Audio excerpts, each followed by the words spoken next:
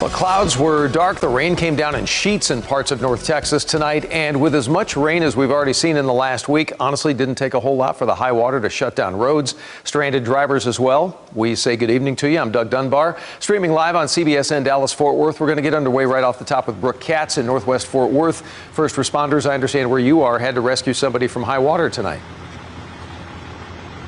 Yeah, that's right, Doug. We're out here on Wagley-Robertson Road in North Fort Worth. I want to give you a look at what's going on. Crew's still on the scene, but down here you can see a red SUV. That is the vehicle that we're talking about. It's still out here. A tow truck is out here.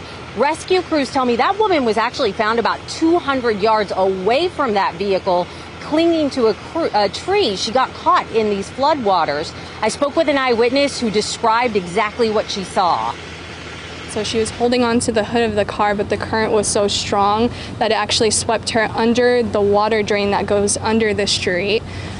We saw her pop her head up again. She was struggling to fight for air and come up against the current when eventually she disappeared around the corner. This is some video that neighbor shot just before the woman got out of the vehicle. We're happy to tell you tonight, fire crews were able to save her. She was shaken, but we're told she was okay.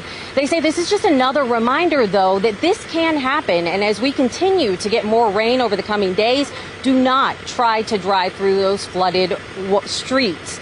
This is just one area, though, that saw this kind of flooding. I want to give you a look at some of the other video that we shot earlier this evening. This is off Renfro Street, just to the east of Burleson. Neighbors there tell me at one point the street was covered by about a foot of water. At least one family had water inside their home. And other neighbors have saying they've seen it maybe once or twice in the last 25 years like this, but yeah, it's just, we don't know what we're going to do. It has flooded in the past, but since the new houses were built, it's just 10 times worse. And they're not the only ones that have water in their house, but theirs is definitely the worst, for sure.